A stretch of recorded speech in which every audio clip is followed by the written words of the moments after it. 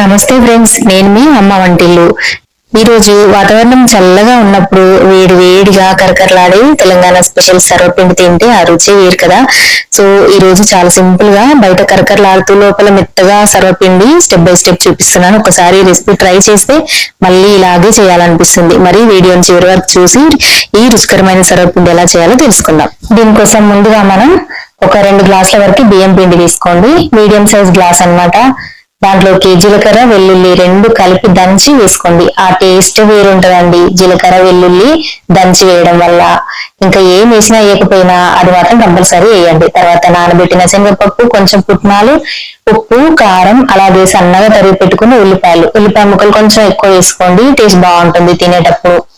Next ఇందులోకి సన్నగా cut చేసి పెట్టుకున్న కరివేపాకు కూడా వేసుకోవాలి. కొద్దిగా పసుపు వేసుకోండి, కొంచెం కలర్ కోసం బాగుంటది. కరివేపాకు అయితే చాలా సన్నగా కట్ చేసుకోండి వీలైతే. సో ఇదంతా ఒకసారి కలుపుకోండి. ఈ కలపడం కూడా మనం గరిటతో కాకుండా ఒకసారి గరిటతో అంతా కలిపేసుకోండి. ఆ తర్వాత చేతితో పిండికి మంచిగా మసాలాలు పట్టేలాగా రబ్ చేసినట్టుగా కలపండి. అప్పుడే పిండికి మసాలా అంతా పడుతుంది, మంచి టేస్ట్ అనేది వస్తుంది అన్నమాట.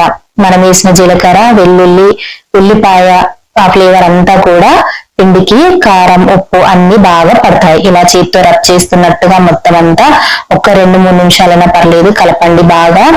అంతా కలుపుకున్న తర్వాత ఇప్పుడు కొద్దిగా నీళ్లు వేస్తూ చపాతి ముద్దలాగా కలుపుకోండి. పెద్దగా మనం కంగారు పడే పనేం లేదు. పిండి ఎలా కలపాలి, గట్టిగా ఉండాలా సాఫ్ట్ గా ఉండాలా అని అలా ఏమి కాదు.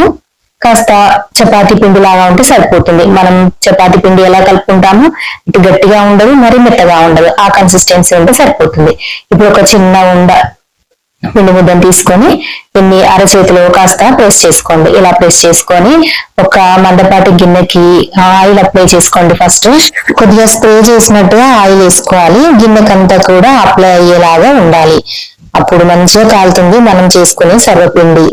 సో ఇప్పుడు ఈ పిండి ముద్దని కాస్త వేళ్ళతో ప్రెస్ చేస్తూ ఇలాగ గిన్నెకంతా స్ప్రెడ్ చేయాలి. మీకు కష్టం అనిపిస్తే కాస్త ఆయిల్ పైన వేసుకొని మంచిగా ప్రెస్ చేస్తూ ఉండండి. సర్వప్పలాగా ఇలాగంతా కూడా గిన్నెకి పెట్టేసుకున్న తర్వాత కొంచెం ఇలా హోల్స్ కూడా పెట్టాలి. అందులో కొంచెం ఆయిల్ కూడా వేసుకోవాలి, అప్పుడు సర్వపిండి మంచిగా కాలుతుంది. మీ దగ్గర పెద్ద గిన్నె ఉంటే పెద్ద గిన్నెకి కూడా మంచిగా ఒకేసారి పెట్టేసుకోవచ్చు. ఒక 2 గిన్నెలు అయితే అలాగే అయిపోతుంది. మందంగా కావాలంటే మందంగా పెట్టుకోవచ్చు, లేదంటే పలచగా అంటే పలచగా కూడా మనం ఇలా తయారు చేసుకోవచ్చు. ఇక నేను కాస్త మందంగా చేసిన, మందంగా ఉంటే ఎందుకో నచ్చుతుంది, తినేటప్పుడు బాగుంటుంది అనేసి అలా మందంగా చేసా. పైన కాస్త ఆయిల్ వేసుకొని ఇలా ఒక 5 నిమిషాలు కనుక 5 నుండి 10 నిమిషాలు కనుక ఇలా సేమ్ లో ఫ్లేమ్ లో మాత్రమే కాల్చుకుంటే మూత పెట్టాలి కంపల్సరీ. అలా వదిలేసి ఎర్రగా సర్వపిండి రెడీ అయిపోతుంది. ఇలా వేడి వేడి కరకరలాగా సర్వపిండి రెడీ అయిపోతుంది.